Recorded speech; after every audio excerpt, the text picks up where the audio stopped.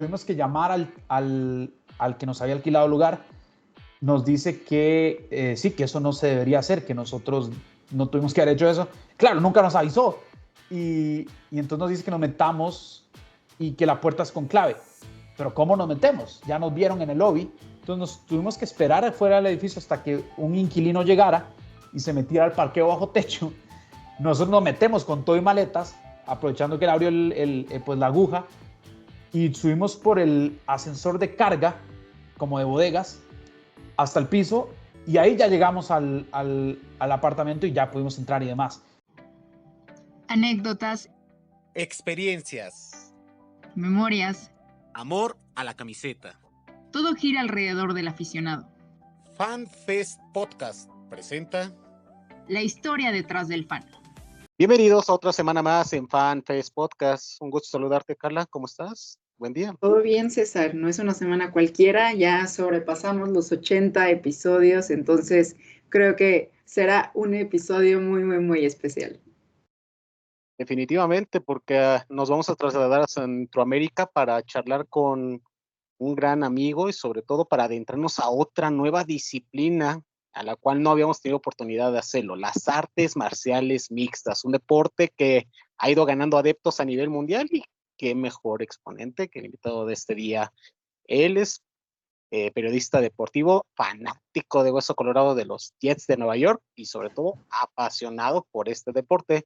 Tenemos el gusto que nos acompañe en esta edición del podcast a Bruno Milano. Bruno, gusto saludarte, ¿cómo estás? Buen día.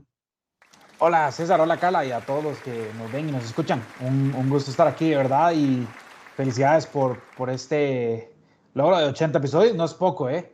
Se ve muy fácil, pero los que estamos en esta industria sabemos que no es real, no es cualquier cosita. Muchos quedan en el camino y pues entonces sí, les extiendo ahí unas felicitaciones y por supuesto hablar de todo lo que es la UFC siempre me va a apasionar. Entonces muchas gracias también por permitirme pues hablar un poquito más de lo que es este deporte aquí con ustedes. Muchas gracias, Bruno. Pues sí, precisamente es ese espacio donde no juzgamos, donde pueden hablar todo el tiempo de su deporte favorito y bueno, ¿siempre estuvo, digamos, las artes marciales presentes en tu vida o cómo nació ese amor o pasión hacia este deporte? Mira, es una historia. Aquí me van a poner en problemas porque, bueno, como toda buena historia, nace de una imprudencia, ¿no?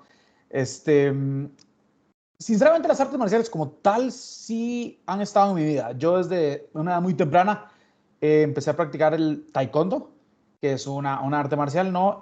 Incluso llegué a entrenar junto con los atletas olímpicos, solo que yo era todavía muy pequeñito, pero estábamos incluso en la misma academia y demás. Dicho sea de paso, una vez me tocó hacer de calentamiento para uno de esos atletas. Nunca me habían sacado el aire tan fuerte. O sea, ahí fue donde yo dije, bueno, capaz y prefiero hablar de esto que hacerlo. Pero bueno, esa es la parte como práctica de mis artes marciales. En el tema de la UFC como tal, me remonto ya más de 10 años. Yo estaba en la casa de un amigo, íbamos a estudiar para un examen del día siguiente. Ese era el plan, ¿no? Y aquí es donde viene la imprudencia. El hermano de ese amigo nos dice, estudiar no deja nada. Están dando en el cine una pelea de George St. Pierre, que es uno de los más grandes peleadores de la UFC en la historia, ¿no? Y pues mi amigo y yo nada más dijimos, un examen más, un examen menos, vamos al cine. Cuando llegamos al cine nos damos cuenta que, claro, como es un evento de pues, violencia física, en el sentido de que pues, son artes marciales, claramente hay un intercambio de golpes, nos damos cuenta que era para mayores de 16. Nosotros en ese entonces teníamos 15 años, pero, bueno, un billetito ahí por debajo de la mesa y nos dejaron pasar. Y así fue como empezó mi aventura con las artes marciales. Fue la primera pelea que vi y de paso fue un peleón. Entonces, cuando salí dije, no, esto me enganchó y pues nos fue mal en el examen, pero a partir de ahí nació una carrera. Entonces creo que si lo ponemos en la balanza, sale mejor no haber hecho esa imprudencia y dejar un examencito por ahí.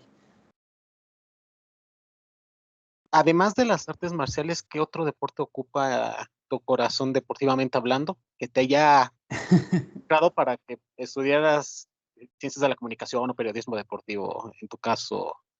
Sí, bueno, de hecho mi deporte favorito es el fútbol americano, ¿no? Es la NFL.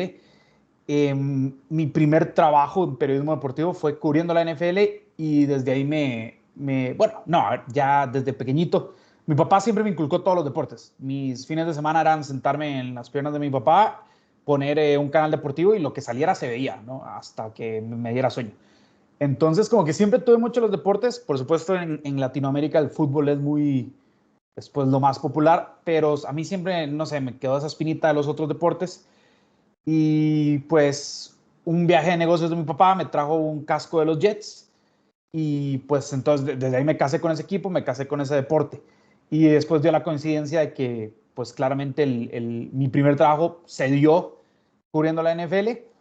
Y de hecho, por cubrir la NFL, ahora cubro la UFC, ¿no? Es todo un dominó y por supuesto, bueno, si de deportes te puedo hablar 60 horas, es lo literal en mi vida.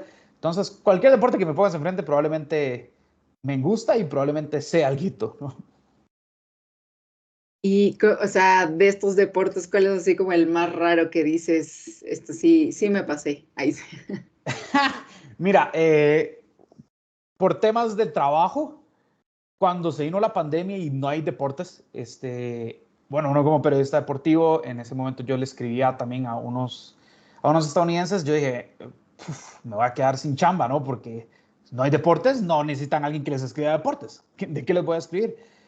Y pues entonces yo, ahí en mi mente inquieta, pues me ofrecía escribirles de estos, los famosos esports, ¿no? Deportes electrónicos, videojuegos.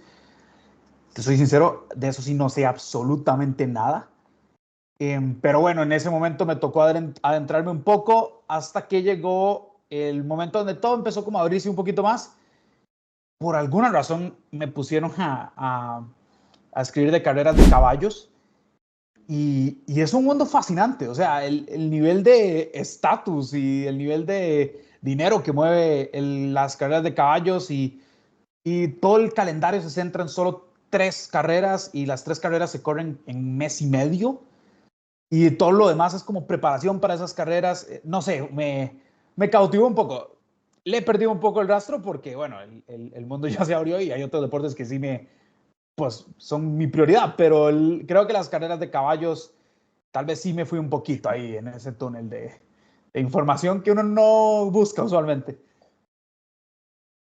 Y así como te llamó a ti la atención el tema de las artes marciales mixtas con esta pelea, ¿cuál crees que haya sido ese gancho por el cual este deporte ha ido ganando muchos adeptos? Porque mencionabas a uno de los grandes y Brasil es uno de los grandes exponentes en esta disciplina, pero a nivel mundial, además del dinero, ¿qué otros factores crees que han atraído a mucha gente a seguir esta disciplina, Bruno?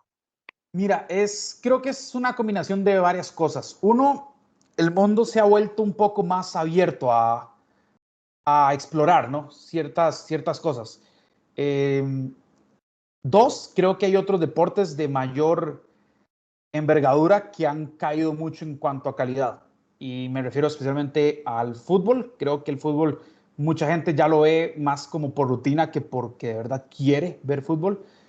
El boxeo en especial es un problema. Los promotores nunca hacían pues, las peleas que todo el mundo quería, ¿no? No sé si recuerdan Mayweather contra Pacquiao, se habló por años y por los promotores nunca se dio hasta que ya era un Pacquiao un poco viejito, un Mayweather también pasadito de edad, no fue la pelea que todos hubiéramos querido.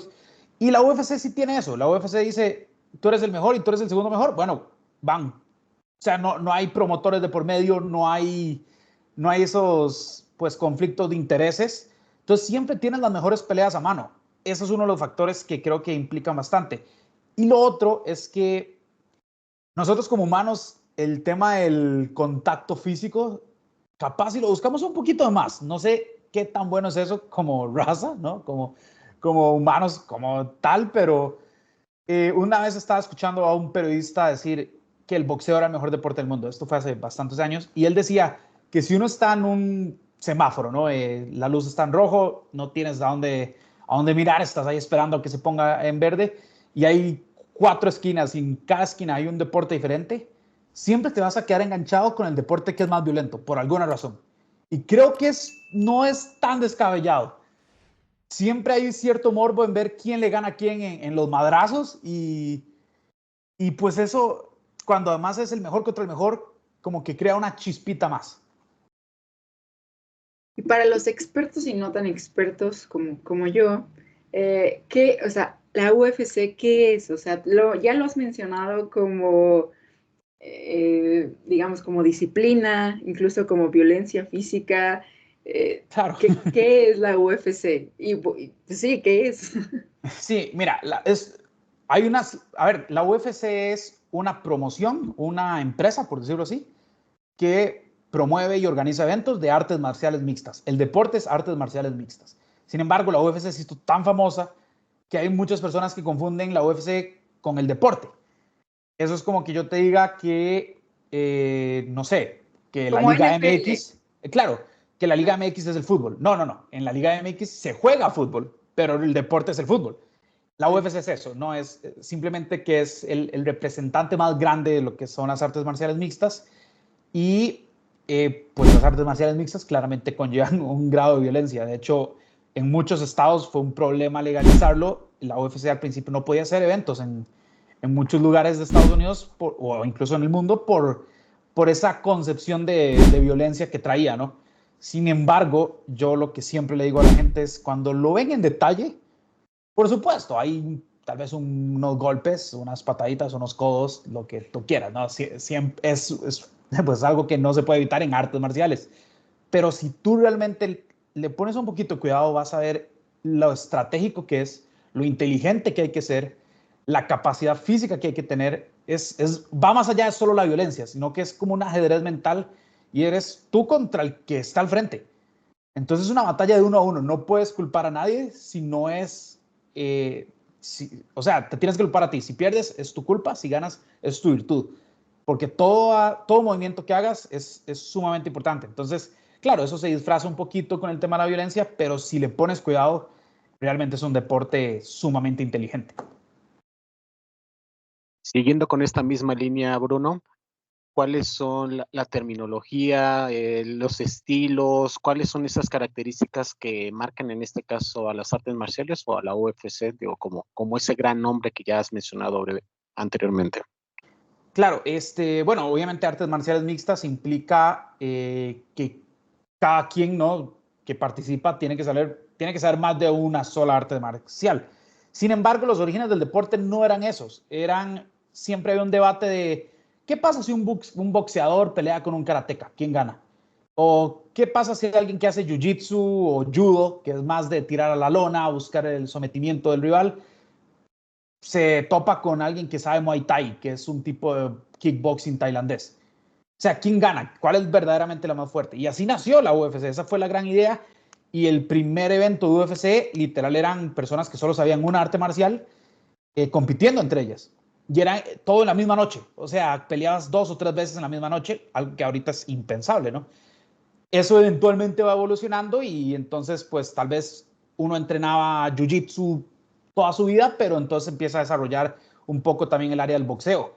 Y el otro que practicaba, no sé, lucha grecorromana, pues dice, bueno, capaz si añado una que otra disciplina, pues puedo mejorar. Y ahora ves artistas marciales que son sumamente completos en 3, 4 artes marciales, tipos con múltiples cinturones negros, que es como el escalón más alto que uno puede llegar en un arte marcial. Pues si ves que aunque uno es cinturón negro en karate y en jiu-jitsu al mismo tiempo, o pues que fue campeón mundial en boxeo y ahora también es un tipo muy protagonista en temas de sumisiones. Es algo que vas añadiendo como pues ingredientes al pastel, ¿no? Para terminar de hacer un pastel sumamente completo. Y ya mencionaste a los brasileños, pero ¿qué otros países podrían ser potencia o son considerados como potencia? Bueno, sí, Brasil literalmente después del fútbol, las artes marciales mixtas son el gran, pues, atractivo, ¿no? Pero más allá de eso, si lo pones como tal vez en per cápita, ¿no? Como los rusos son imponentes, son sumamente dominantes Y los rusos lo que tienen de curioso es que son muy monocromáticos en su forma de pelear, ¿no? Acabo de mencionar que muchos mezclan muchos estilos. Los rusos son muy tradicionales. Ellos tienen un solo estilo, que es el sambo. El sambo es un tipo de lucha grecorromana muy autóctona de Rusia. Y con eso te dominan. Ya después, si ellos quieren sacar boxeo o demás, nada más los hace más peligrosos. Pero con ese sambo ya estás en un problema bastante grave. Yo diría que los rusos, los brasileños y por supuesto los estadounidenses que sí tienen pues tantos peleadores, ¿no? Que eventualmente salen muchos élite, pero vemos países ahorita como Japón, como China, que está sacando mucho producto, mucho producto. Y en Latinoamérica ya estamos viendo referentes en Ecuador, estamos viendo referentes en Argentina. O sea, es un deporte que cada vez tiene más contribución global, más que cualquier otra cosa. ¿Crees que esos realities que han hecho recientemente, incluso gimnasios que han colocado en diversos países, obviamente aquí en México hay uno por Polanco, Sí. fueron esos factores para poder consolidar esos mercados? Porque hablamos de México, como bien mencionabas, pues es un país, sí que le gusta el fútbol, pero después el box tradicionalista, y poco a poco las artes marciales han ido acaparando la atención, incluso han habido representantes mexicanos en la UFC. ¿Cómo ves todo este movimiento que está generando esta plataforma para poder consolidarse en varios países de Latinoamérica? No, mira, lo de México en especial es una cosa, es un fenómeno increíble. El presidente de la UFC, que se llama Dana White, abrió el Performance Institute, que es este gimnasio que dices, en México, pero no por el hecho de que dice, bueno, en México hay potencial. No, fue porque ya México era una realidad. México en un momento, bueno, ahora mencionamos a Brasil y Rusia, México tiene que estar ahí, porque ahorita México tiene más de 20 peleadores en la UFC y 3 de ellos han sido o son campeones mundiales, ¿no? Brandon Moreno fue campeón mundial 2 veces, Jair Rodríguez fue campeón interino y sigue estando muy cerca de una oportunidad de titular con un par de ganes. Y Alexa Grasso, que lamentablemente acaba de perder su título, pero fue campeona y es protagonista de una de las mayores hazañas y sorpresas en la historia de la UFC, que fue pues, quitarle el trono, ¿no?, a Valentina Shevchenko, que era una campeona sumamente dominante, y que Alexa Grasso no solo le quitara el título, sino que luego lo defendiera ante ella, es una hazaña. Y México ha sido tan importante para la UFC que ahora anualmente, el 15 de septiembre, se hace un evento que se llama Noche UFC, que es literalmente dedicado a los peleadores mexicanos. Ya llevan 2 años. Y anualmente hacen una visita a México, ¿no? Entonces, México es un país que sí ha crecido muchísimo, pero más allá de eso, el mismo presidente de la UFC tiene una fe tremenda en este país. Y es súper curioso porque, como tú lo dices, siempre se han oído de los Julio César Chávez, de los Juan Manuel Márquez, del Canelo Álvarez. Ahora se están yendo hacia la UFC y ven que en la UFC pueden ganar más dinero. No tal vez que el Canelo, pero es que si no eres el Canelo en boxeo no haces mucho. Mientras que en la UFC tienes un ingreso constante y vas subiendo niveles y así vas subiendo tu calidad de vida. Bueno, monetariamente, ¿no? Si te dan 50 golpes a la cara, pues alguito puedes perder calidad de vida, pero por un ratito, mientras se te deshincha la cara. Pero al menos para hacer carrera es mucho más sencillo, bueno, sencillo entre comillas, o más factible, ¿no?, crecer en la UFC que hacerte una superestrella como el Canelo Álvarez. Y en la UFC también hay divisiones como en el box. Sí, hay divisiones, pero son muy diferentes. Es decir, un peso welter en boxeo no es el mismo que un peso welter en la UFC. De hecho, no sé si recuerdan, hace un par de años, el Canelo Álvarez peleó de hecho contra un Dimitri Bivol por el peso semicompleto. Canelo Álvarez jamás sería un peso semicompleto en la UFC. En la UFC son mucho menos divisiones, no hay el tema del superpluma, el peso super welter, el ligero welter, no, es o welter o es peso medio o es peso ligero, ¿no? Entonces, empezaríamos desde las 115 libras en femenino, que sería el peso paja. Luego pasamos al peso mosca, que ahí ya entran también los masculinos, que es 125 libras. peso gallo serían 135, peso pluma 145, 155 es peso ligero y después ya sí damos un salto hasta 170, que es el peso welter. Luego son 185 el peso medio, semipesado, que sería 205 libras. Imagínense al Canelo peleando en 205 libras, o sea, jamás. Y el peso pesado, que puede ir desde las 205 hasta las 265. Esas serían así. Son mucho menos divisiones que en el boxeo y sí son mucho más rígidas, no tienen tanta. En el boxeo cambian cada 3 libras, aquí es de cada 10 o cada 15. ¿Y cómo se decide quién gana? No. Bueno, eso es parecido y no parecido al boxeo. Parecido en el sentido que hay 3 jueces que están calificando la pelea. Ellos las califican por nivel de daño, ¿no? O sea, la calidad de daño que le das a tu oponente. El tiempo de control. Ya esto puede ser sea que lo derribas y controlas lo que sucede en el derribo, ¿no? Estás buscando la sumisión o un knockout en el piso, o el control del octágono, que es que tú llevas la iniciativa. Y pues también hay un referee que claramente si hay un knockout o una sumisión, él es el encargado de separar a los 2 peleadores, ¿no? Han habido casos donde hay referees que pues tal vez dejan de más la pelea y el peleador que pierde se come unos cuantos golpes que tal vez no se tuvo que haber comido, pero bueno, es el riesgo. Sin embargo, en temas de daño se ha comprobado que hay mucho más daño pues, permanente o grave en el boxeo que en la UFC, a pesar de que la UFC puede ser más brutal, entre comillas. Ya mencionabas que hubo una pelea que a ti te marcó y por lo cual te hizo aficionado. ¿Cuáles serían esas peleas que tú le recomendarías a la gente que tendría que ver para poder engancharse a esta disciplina y por qué? Ok, aquí es donde, sí, esto está genial. Gran pregunta. Para mí la mejor pelea de todos los tiempos es Jon Jones contra Alexander Gustafsson, la número 1. Ellos han peleado 2 veces, la número 1. Jon Jones, para muchos, incluyéndome, es el mejor peleador de UFC de toda la historia. Es un tipo que va invicto. Tiene una derrota en su récord, pero la derrota fue un error del árbitro. Y bueno, ahora él tiene que lidiar con eso, pero sinceramente nunca ha perdido. Y Gustafsson, bueno, era un campeón ya sumamente dominante. Y llega este sueco, que es Gustafsson, que ya todo el mundo decía, bueno, a ver, ya Jon Jones le ha ganado a 5 salones de la fama. Nada más, este es un tipo nuevo, no se compara. Y le dio la pelea de su vida. Jon Jones tuvo que remontar, iba perdiendo la pelea en las tarjetas de los jueces y tiene que remontar y es una pelea espectacular. Luego de eso te diría que hay una pelea en peso welter que se llama, el campeón en ese entonces se llama Kamaru Usman contra Colby Covington. Esta es relativamente reciente. Estos 2 tipos se odiaban desde las conferencias de prensa, se decían de todo, ¿no? Y muchas veces uno ve que pelean y luego ya se toman de la mano, se abrazan. Estos 2 no, estos 2 salieron a matarse. Y lo más curioso es que la fortaleza de ambos era pues el tema de los derribos y someter a los rivales.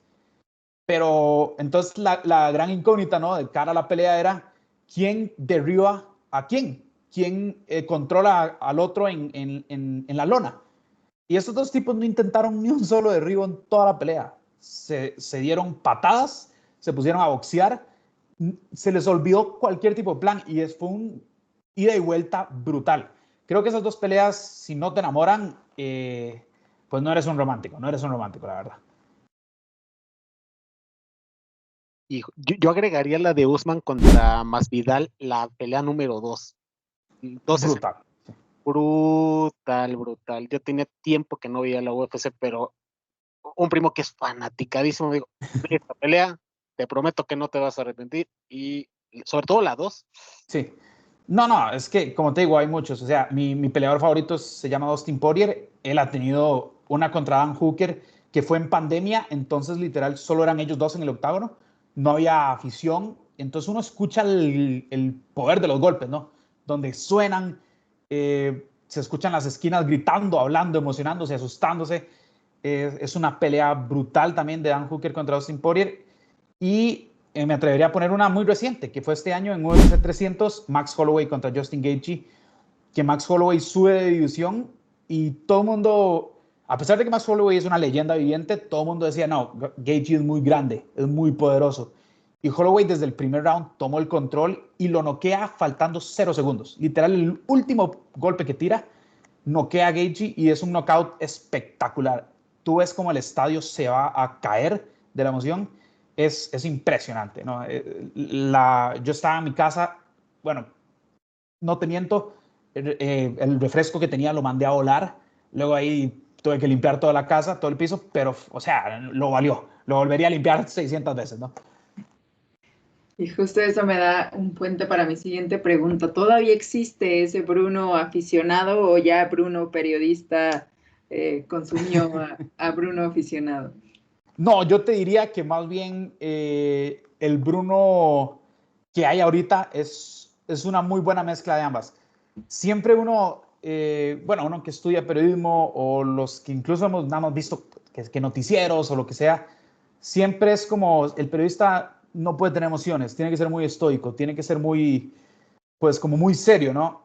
Yo no soy de esa visión de periodismo. Yo siento que un periodismo sano es ser transparente.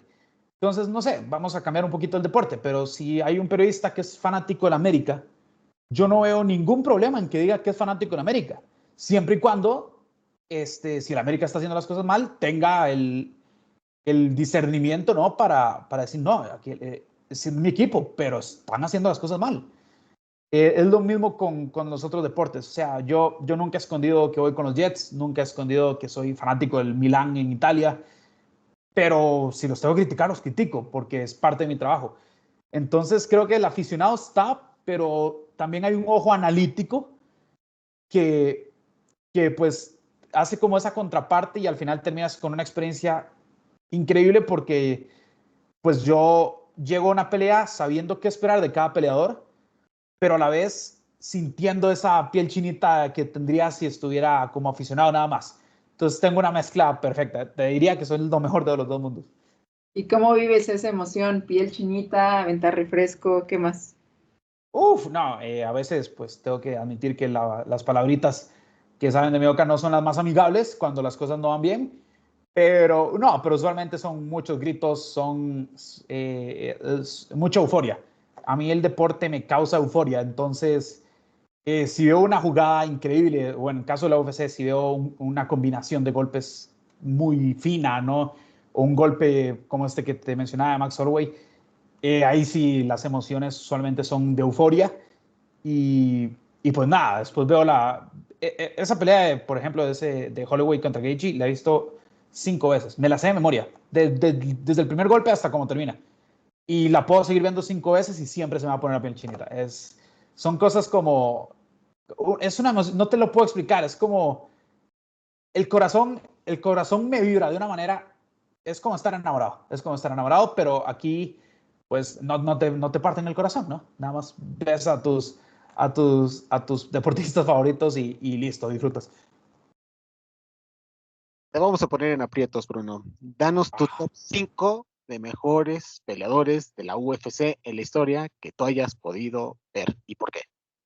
Bueno, empezaría con John Jones, te lo mencionaba ahorita.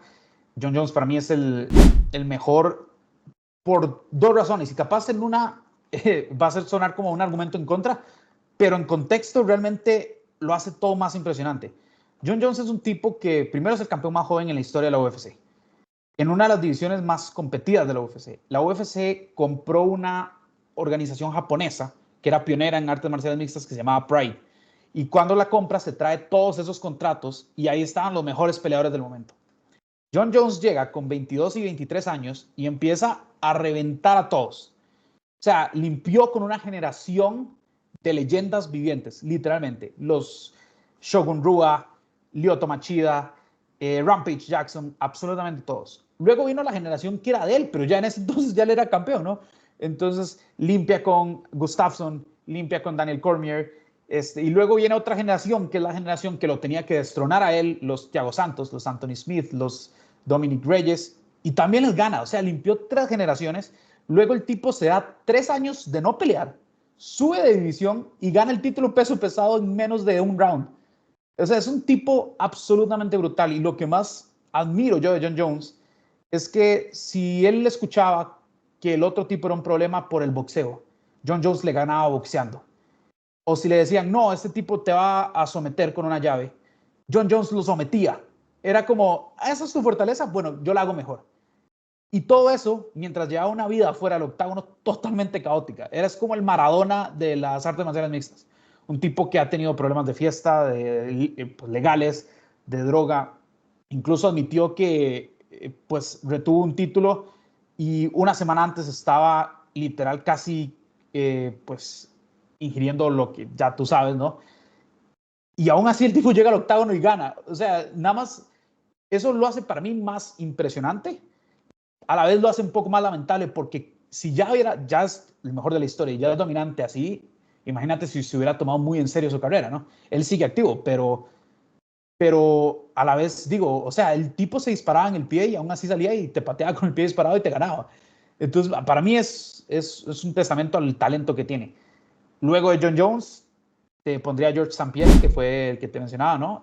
Pues el canadiense, para mí uno de los peleadores también más completos, cinta negra en karate, pero terminó dominando todos con el wrestling, lo que mencionábamos antes, ¿no? Saber mezclar y saber aprovechar las debilidades de tu rival y tú tener la fortaleza para pues lograr imponer tus condiciones. Un tipo que solo perdió 2 veces y las 2 veces que perdió, pues volvió a pelear con esas mismas personas y los terminó venciendo de manera enfática. Después de eso te pondría a Demetrius Johnson, que lamentablemente en la UFC nunca fue tan apreciado. Creo que le faltó, tal vez no a él, simplemente estuvo en una era donde la división del peso paja no era lo que es ahora. Por ejemplo, ahora tienes a Brandon Moreno, ¿no? Su gran rivalidad con Davison Figueiredo. Ahorita, pues, hay bastantes. Alexandre Pantoja, Brandon Royval. Ya hay como varias figuras. En el momento de Demetrius Johnson no era así, pero parte del tema de que no eran así de competitivas era porque Demetrius Johnson dominaba. Tiene el récord de más defensas titulares en la UFC y es un tipo que hacía cosas que creo que nadie más podía hacer. Simplemente creo que le faltó tal vez el marketing que ahora podría tener. Se acaba de retirar, de hecho, hace poco, pero estaba ya peleando en otra promoción. Y te he mencionado cuántos, 3. El cuarto creo que sería Anderson Silva. Sin embargo, creo que el declive de la carrera de Anderson Silva fue un poco triste, ¿no? Porque uno crece con un tipo sumamente dominante, un tipo que no bajaba la guardia y nada más movía la cabeza y se quitaba todos los golpes, que daba knockouts espectaculares. Y lamentablemente hay atletas que no saben cuándo decir hasta aquí llegué. Y él terminó peleando, perdió 7 de sus últimas 9 peleas. Y pues creo que daña un poco su legado, ¿no? Pero lo que hizo en su peak, en su apogeo, es algo totalmente impresionante. Y de quinto te pondría tal vez a Khabib Nurmagomedov, que también se retiró hace relativamente poco en temas de pandemia, pero el tema con Khabib es que sí, se retira invicto 29-0, pero si tú ves a quienes venció, no hay muchos nombres pesados. O sea, los nombres pesados fueron ya en la parte final de su carrera, pero él llegó 17, 18-0 peleando con pues, fantasmas, básicamente. Entonces creo que está un poco inflado ese récord, pero lo que hizo cuando ya llegó a la UFC, pues no se le puede negar. ¿Y cuál sería, digamos, en el futuro próximo de la UFC? ¿Habrá cambios? ¿Va a seguir igual? ¿Expansión a otros países? ¿O qué es lo que viene para la UFC? No, la UFC tiene la gran virtud de que el presidente es un tipo insaciable, ¿no? Cuando estaba la pandemia, él fue el primero en decir, yo voy a abrir, y genuinamente lo logró. Fue el primer deporte que volvió a abrir sus puertas, fue el primer deporte que puso eventos. De hecho, parte del gran crecimiento que tuvo la UFC fue porque en pandemia hubo un momento donde no había fútbol, no había NFL, no había baloncesto, no había béisbol, no había absolutamente nada. Y si ponías un canal deportivo, lo único que había eran eventos de UFC. Entonces, esa mentalidad que tiene él lo ha hecho crecer inmensamente con esta UFC. ¿Qué viene para la UFC? Bueno, acaban de hacer eventos en Francia, que era algo que solo han hecho 2 eventos en Francia. Antes no era legal estar en Francia. Él luchó por eso, ya lo consiguió. Van a haber muchos eventos que se planean para África. Hay un campeón africano y hay varios representantes africanos en la UFC de mucho nombre. Y es algo que él tiene muy metido, ¿no? Habla mucho de ir a África. Entonces creo que ese sería como el gran próximo paso. Sin embargo, más allá de ir a Brasil, que ellos iban a Brasil, pero si la UFC vuelve a hacer un evento en Argentina, que ya lo ha hecho, o un evento en Ecuador, en Uruguay, creo que sería un boom absoluto, porque ya hay muchos peleadores sudamericanos que están haciendo pues fila en los rankings de la UFC, y si los pones en una cartelera juntos, yo te prometo que pueden llenar cualquier estadio.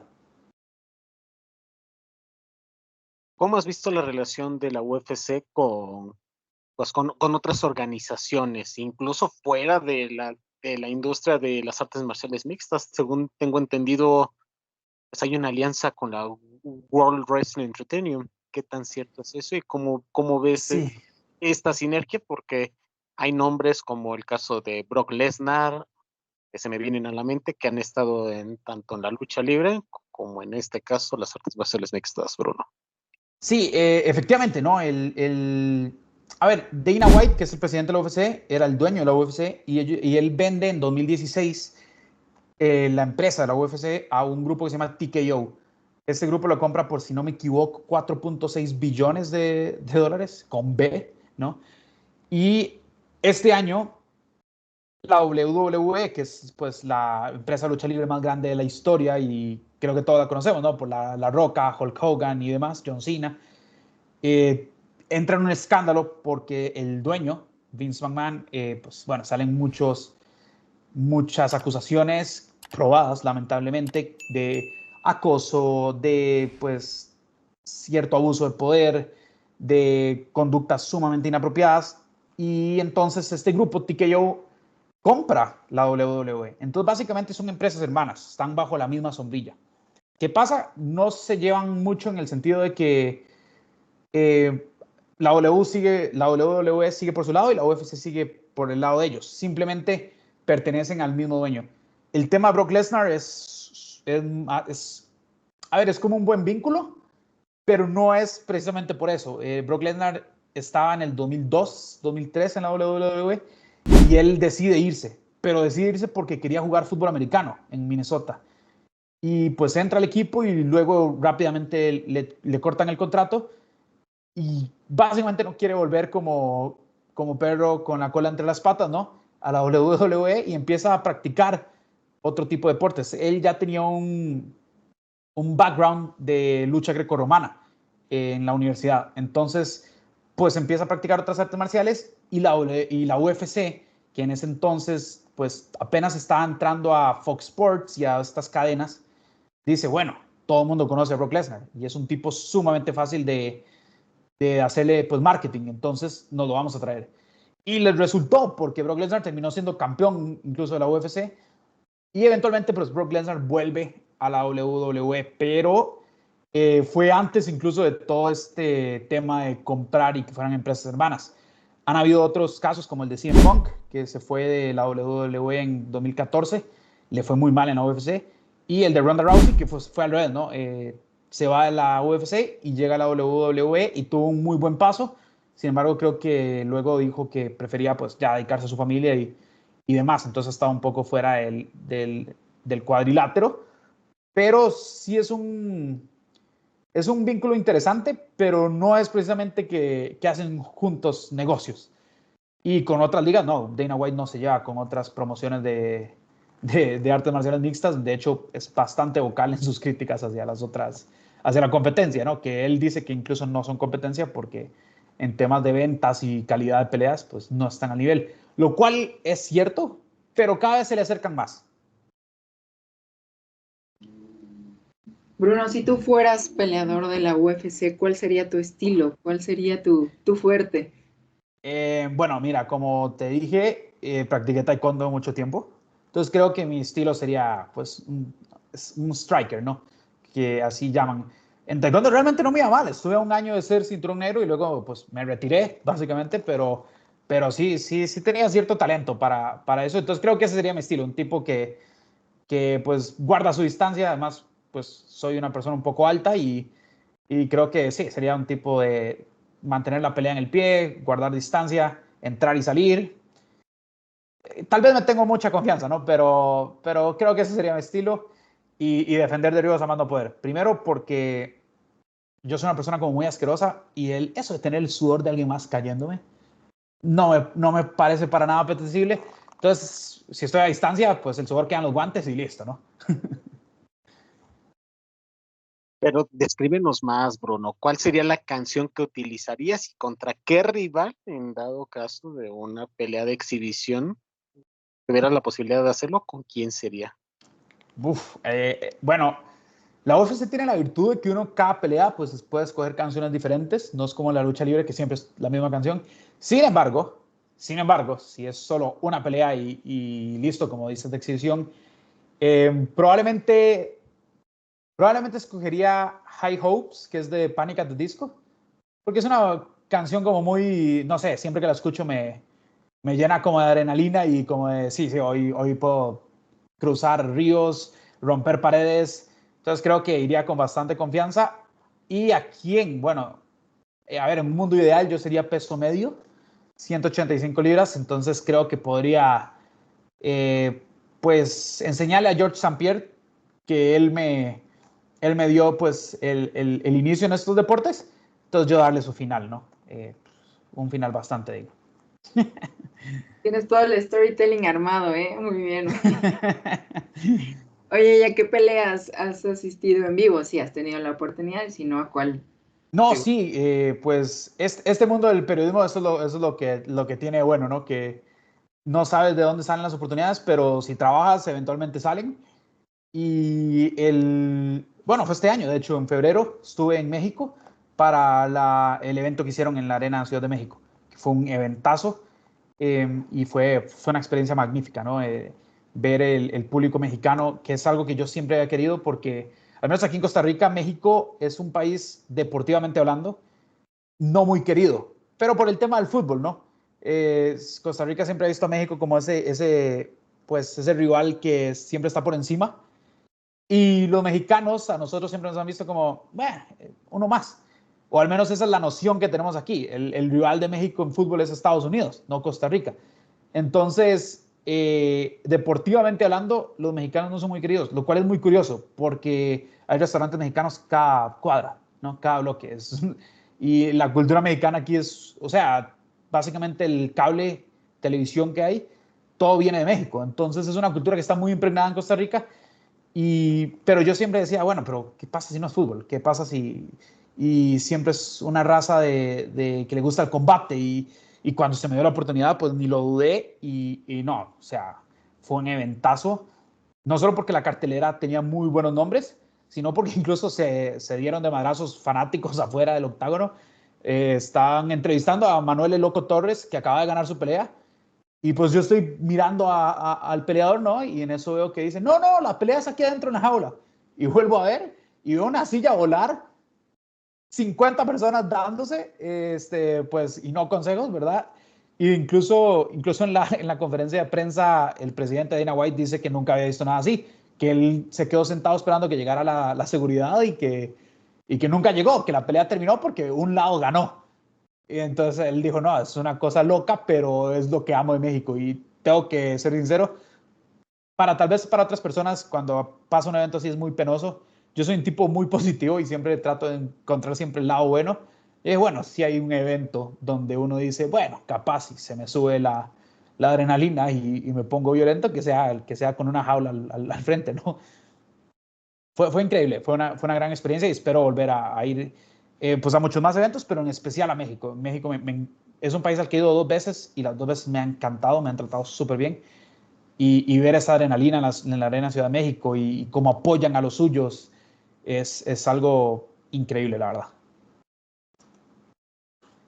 Y antes de seguir continuando, Carla, creo que tenemos que darle las gracias a la gente por todo este cariño recibido en estos 80 episodios, porque al principio de mes recibimos la noticia por parte de la plataforma iVoox que estamos dentro de los premios iVoox 2024 en la categoría de deportes. Entonces, si lo estás escuchando por esta plataforma, te invitamos a que nos dejes tu voto para poder seguir ganando más adeptos y seguir contando más historias detrás del fan. O no sé qué piensas, Carla.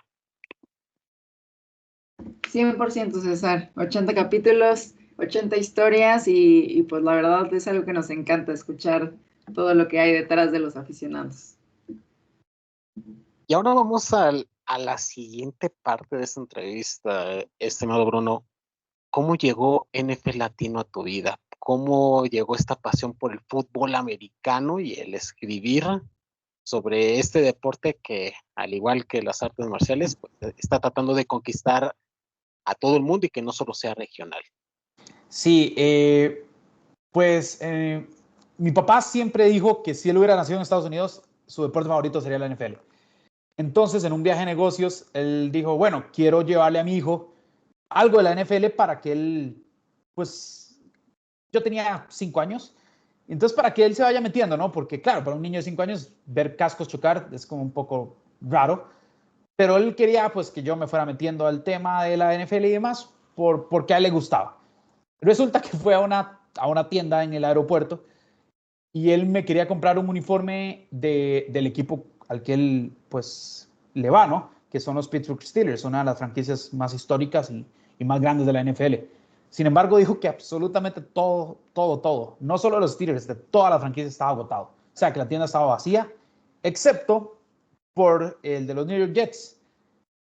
Claro, ya en retrospectiva, yo con 27 años entiendo por qué era el que no se había vendido, ¿no? Es una franquicia terrible, pero bueno, él me trajo, o sea, todo, ¿no? Desde la licra, el jersey, el casco, una bolita con el logo y pues se me quedó, pues nada, eres un niño, eso es lo que el escudo que ves y listo, lo apoyas.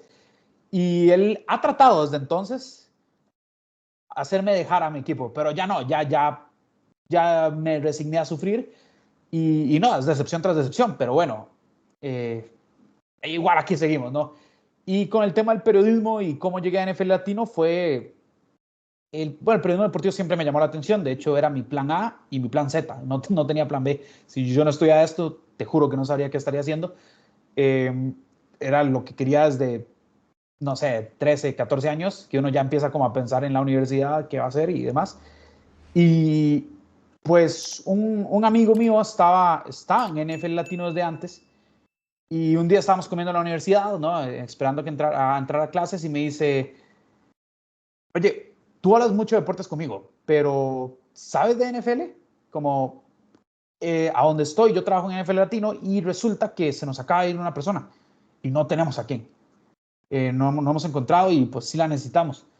Entonces yo le dije que sí, que por supuesto. Y de hecho justo ese año me había metido más en el tema de la NFL porque, no sé, como que la espinita se me había ido y justo ese año me había vuelto. Entonces estaba muy empapado del deporte y pues fui, me hicieron una entrevista y ahí quedé.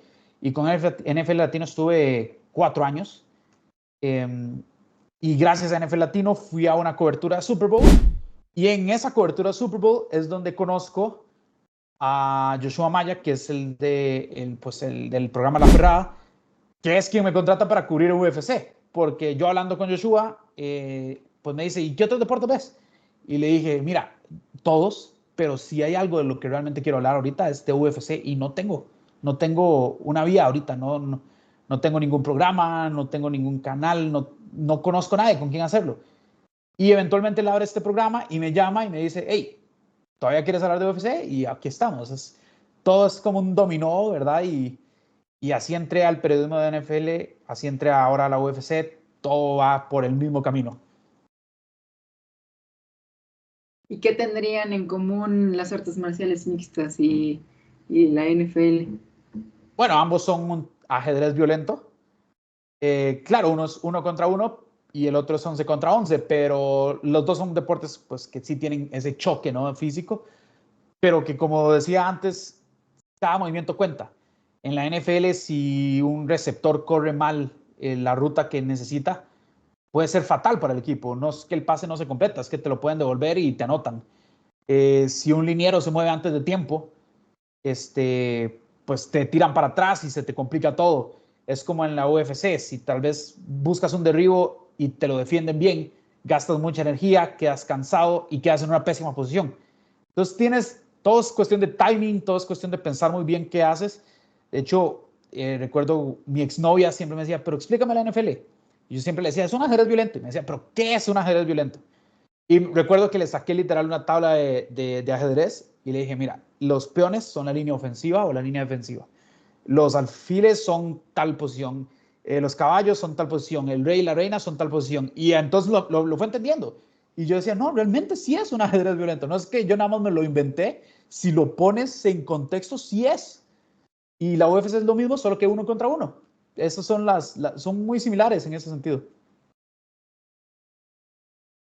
¿Cuáles son los momentos que más recuerdas de los Jets? Sabemos que no han tenido éxitos recientes, pero pues han tenido jugadores que han marcado época e incluso un triunfo suyo fue la legitimidad para que hoy tengamos a la NFL actual, porque recordemos que la Liga Americana pues era la competencia de la NFL, pero ese triunfo en la edición 3 del Super Bowl por parte de los Jets fue la que pudo dar paso a lo que conocemos como una de las mejores ligas del mundo, Bruno. Sí, lamentablemente es el único Super Bowl que tenemos, ¿no? Ya son 54 años de pena y yo creo que van a pasar otros 54 y vamos a seguir en lo mismo. Pero bueno, mis memorias de los Jets, tengo que ser muy sincera, lamentablemente no son muy buenas. Es Mark Sánchez pegando en el trasero de su línea ofensivo y dándole la bola a los Patriots. Recuerdo 2 finales de conferencia perdidas. Recuerdo cuando llegó Brett Favre, un histórico de la NFL, con bombos y platillos luego de su paso por Green Bay y verlo, pues básicamente robarse el salario por un año con nosotros, para luego irse a Minnesota y volver a renacer. Eso es lo que más me dolió, ¿no? Como, ok, bueno, si se va de los Jets y sigue siendo malo, pues ya, el tiempo llegó. Pero luego va a Minnesota y tiene un par de temporadas increíbles, entonces pues te duele más, ¿no? Te causa cierto rencor. Y por supuesto ahorita la llegada de Aaron Rodgers, pero sí, momentos que yo diga, ¡puah! Brutales, realmente no hay muchos con los Jets. Eso serían mis memorias, pero sin embargo hay algo nostálgico en ellas y es que solo a los Jets les pasa, ¿no? Nunca ha habido alguien que se estrelle con el trasero de su compañero y pierda la bola. Nunca ha habido alguien que agarre a 2 quarterbacks de Green Bay, salones de la fama, y que no triunfen. Eso solo le pasa a mi equipo, es una cosa increíble. Esa franquicia fue creada en un salero. Terrible. ¿Y qué hace que un aficionado sea fiel a pesar de todas estas historias? Mira, siempre hay un grado de masoquismo, pero yo te soy sincero, nunca he sido bueno para escoger equipos en ningún deporte. Le voy a los Jets, que pues como estamos hablando es terrible. Le voy a los Mets en béisbol, que ahorita estamos en las finales de conferencia, pero no llegamos ahí desde el 2015 y antes del 2015 también había otra sequía enorme y yo nunca he visto a los Mets ganar una serie mundial, por ejemplo, y ahorita ya estamos a un partido de que nos eliminen, entonces bueno, no soy bueno eligiendo equipos. En fútbol, pues mi equipo es el AC Milán, que sí es un muy grande, pero tuvimos una década de no ganar absolutamente nada, más allá de un torneo pues de papel. Entonces, sí, acostumbro a sufrir, ¿no? Incluso si me llevas como al fútbol español, yo digo, el primer equipo que me cautivó y es al que le voy no es ni el Real Madrid ni el Barcelona, es el Valencia, porque las primeras 2 temporadas de la liga que yo vi era el Valencia bicampeón de Rafa Benítez y yo crecí con eso. Después me di cuenta que eran 2 años totalmente perdidos, ¿no? No era que el Valencia era protagonista, nada más fueron 2 muy buenos años, pero ya uno se queda con esos equipos porque te marcan, ¿no? A mí ese uniforme que me trajo mi papá con los Jets me marcó. Voy con los Mets porque mi padrino tenía una camisa de los Mets enmarcada justo cuando entras a su casa, es lo primero que veías. Y yo dije, bueno, si es mi padrino y va con los Mets, ok, ¿no? Es el equipo que voy a apoyar. Bueno, yo me llamo Bruno Milano y el AC Milán, pues es ese equipo, ¿no? De ahí viene mi familia. Entonces, claro, siempre son como unos nexos que te dicen, no puedes dejarlos. Por más que te hagan sufrir, no puedes dejarlos. Vamos a volvernos nostálgicos junto contigo, Bruno. 5 momentos deportivos que más recuerdes de tus equipos. Ok, yo vivo en Costa Rica, pero tengo que ser muy honesto, yo no apoyo mucho al fútbol costarricense. Primero porque con costo se puede llamar fútbol, es una calidad bastante baja. Y segundo, porque siempre crecí viendo Italia. Mi familia es de allá y entonces me mueve más Italia que Costa Rica. mis dos grandes memorias en el fútbol son el Mundial del 2006. Yo ya uno tenía pues cierta conciencia, entonces lo disfruté muchísimo. Y hace poco la Eurocopa 2021. Bueno, 2020, que se jugó en el 2021 por la pandemia. De hecho, me puse a llorar de una manera, o sea, que te digo que traté de llamar a mi papá y mi papá pensó que se nos había muerto el perro o algún familiar. O sea, él estaba preocupado, de verdad, ¿qué te pasa, Bruno? Y cuando ya logré tragar, ¿no? Las lágrimas y ganamos la Eurocopa, se puso a llorar conmigo. Entonces, ya fuéramos dos hombres ya adultos llorando y eso no me lo va a dar absolutamente nadie que no sea Italia. El ver al Milan ganar la Champions del 2007, vengando la derrota contra Liverpool, es algo que también siempre va a estar, en especial porque mi jugador favorito de toda la historia es Kaká, y Kaká era la gran figura de ese Milan, ¿no? Entonces, esas son tres memorias, al menos en el fútbol, que siempre voy a tener.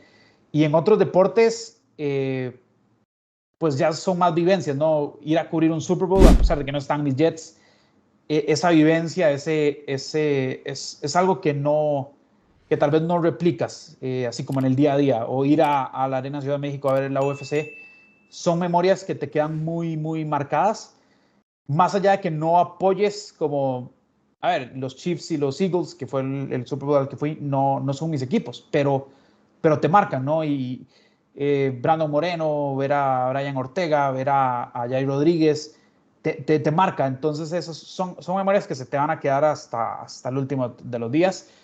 Y pues sí, creo que esas son mis más grandes memorias. Sí, te voy a decir que también pues, tengo malas, ¿no? Pero cuando te hacen sentir bien, vale toda la pena. Y ya como mi última pregunta, ¿alguna anécdota que nos quieras compartir de la cobertura que tuviste el Super Bowl?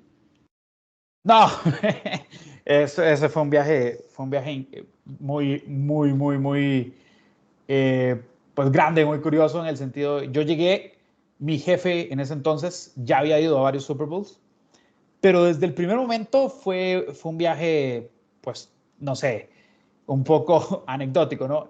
Llegamos a Estados Unidos y mi jefe me dice, no digas que somos de prensa, nada más di que vienes al Super Bowl y cualquier cosa, pues muestras la entrada, que pues es de acreditación, pero al final de cuentas, bueno, no se van a poner a ver si es de acreditación o no, nada más, porque si dices que vas como prensa, te piden otros documentos y bueno, es un papeleo más complicado, ¿no? Entonces, llegamos y yo paso directo. El tipo que me recibe en la aduana, súper buena gente, me dice que qué voy, le digo que voy a ir a ver el Super Bowl y me dice, que tengas un buen rato, ¿no? Y me deja pasar. Y a mi jefe no, lo atendió el mismo, o sea, el mismo tipo. Y tuve que devolverme yo y decirle, no, él es mi jefe. O sea, él viene conmigo, ¿no? Y entonces ahí lo dejaron pasar. No sé qué pasó entre ellos, pero mi ex jefe me jura a día de hoy que no dijo absolutamente nada, que dijo lo mismo que yo y que nada más le hicieron mal de ojo. Luego de eso, cuando llegamos al Airbnb, ¿no? Al que habíamos alquilado para quedarnos, no nos dan llave, o sea, no había llave, era un edificio. Y cuando llegamos, pues le preguntamos en el lobby, ¿no? Como, bueno, nosotros alquilamos tal apartamento, las llaves o cómo hacemos, cómo es el proceso. Y la muchacha que estaba en el lobby, la señorita nos dice que en ese edificio es prohibido subarrendar en tipo Airbnb y demás. Y nosotros con todas las maletas teníamos que llegar a bañarnos porque ya había que cubrir el primer evento y no podíamos ni siquiera entrar no al apartamento, al edificio, porque ya sabían que habíamos subarrendado en un lugar que era prohibido, ¿no? Entonces salimos, claramente la ciudad ahí está abarrotada, ya no hay espacio de alquilar en ningún otro lado, a menos que te cobren, pues yo tengo 4 ojos, los 4 ojos me los cobraban, ¿no? Al final nos tuvimos que meter tuvimos que llamar al que nos había alquilado el lugar. Nos dice que sí, que eso no se debería hacer, que nosotros no tuvimos que haber hecho eso. Claro, nunca nos avisó. Y entonces nos dice que nos metamos y que la puerta es con clave. Pero ¿cómo nos metemos? Ya nos vieron en el lobby. Entonces nos tuvimos que esperar afuera del edificio hasta que un inquilino llegara y se metiera al parqueo bajo techo. Nosotros nos metemos con todo y maletas, aprovechando que él abrió pues la aguja, y subimos por el ascensor de carga, como de bodegas, hasta el piso, y ahí ya llegamos al apartamento y ya pudimos entrar y demás. Pero fueron, no te miento, 2 horas, 3 horas, no, como 2 horas a 8 grados centígrados con el estrés, la maleta, las maletas, todo, y viendo a ver qué hacíamos, porque si no nos hubiéramos quedado en la calle porque no había lugar donde alquilar. Entonces, ese fue el primer día. Imagínate cómo fue el resto del viaje, ¿no? Oh, maravilloso, maravilloso, maravilloso, Bruno. Y me gustaría cerrar con la pregunta clásica. Si tuvieras que escribir un mensaje en el cielo o en las pantallas de un estadio para que todo el mundo lo pudiera ver y leer, ¿qué sería y por qué? Sería que voten por FanFest Podcast en los premios iVoox, ¿cómo que no? Muchas felicidades, chicos, de verdad, ¿no? Eso es un gran logro. Espero que lo ganen, de verdad, y que sigan con este proyecto. Es muy ameno, muy bonito. César, tú me habías mandado incluso otros episodios se disfrutan y se pasan rapidísimo. Y si ya tengo que ir a algo más personal, yo soy una persona honestamente muy creyente en Dios. Siempre mi mensaje sería algo positivo, ¿no? Trabaja y la bendición va a llegar, algo así. Yo soy una persona que trabaja mucho, que se vuelve loco, pero que al final del día soy feliz en lo que hago y por eso me vuelvo loco. Y creo que Dios nos puso en este mundo para algo, ¿no? Y si te da talentos, pues aprovéchalos, no los desperdicies. Siempre ve para adelante y agradécele por lo que te dio y por lo que te va a dar y por la gente que te pone en tu camino. Mira, no sé cómo fue que ustedes me encontraron, pero mira, o sea, hemos pasado aquí 1 hora pasándola súper bien y ya quedamos como amigos, quedamos como contactos y uno nunca sabe qué pasa, ¿no? Entonces, muévete, no te quedes sentado, siempre hay algo que hacer. Sin duda, la verdad ha sido un tiempo, como dices, bastante grato y normalmente trato de apuntar ciertas cosillas que me llamaron muchísimo la atención. Y la siguiente frase de si pierdes es tu culpa y si ganas es tu virtud, creo que está también súper buena. Y lo que hemos también descubierto es que conforme van descubriendo, digamos, sus equipos o sus gustos, van diciendo describiéndose a sí mismos. Entonces, bueno, también hemos descubierto, ya dirás tú si sí o si no, que eres estratégico, inteligente, esta parte más de ajedrez mental, más allá de otro ajedrez que mencionaste, pero creo que son características bastante buenas y pues bueno, ha sido un gusto conocerte y escuchar tu historia, Bruno. No, muchísimas gracias, de verdad. Y sí, efectivamente, soy una persona que siempre busca historias escondidas, siempre es muy curioso, una persona que ve un partido, pero más allá del partido quiere ver otras cositas, ¿no? Y después contarlas, porque para eso uno estudia periodismo, ¿no? Para contar cosas que a veces otro tipo de personas no ve, porque tal vez no ve el partido como, pues, porque le pagan por eso, ¿no? Sino lo ve para desestresarse. Entonces después uno llega y les cuenta unas cositas más para que ese partido sea no sé, más divertido, más interesante para ellos. Porque uno entiende que, no sé, un ingeniero viene a hacer miles de fórmulas matemáticas, viene un ingeniero civil, no sé, estar en construcciones y demás. Lo que menos quiere al ver un partido es ponerse a pensar en estrategias, quiere divertirse. Pero si alguien se las cuenta de una manera, pues, un poco, no sé, liviana, pero entretenida e informativa, pues entonces tal vez le gusta más. Y esa es la misión que tenemos los periodistas, ¿no? Hacer de algo pequeñito, de algo pues normal, historias divertidas para que la gente sea más feliz. Ese es el objetivo, la verdad. Sin duda, un gran cierre. Hoy descubrimos un poco más de artes marciales mixtas, Carla, entonces para que nos llevemos de tarea encontrar más documentales, más peleas, más historias y sobre todo te agradecemos mucho, Bruno, por habernos acompañado y sobre todo pues saber que también en Costa Rica se vive más allá de pura vida, sino puro de... Muchas gracias, Bruno. Muchas gracias, César. Muchas gracias a ustedes, de verdad. Se pasó muy bonito.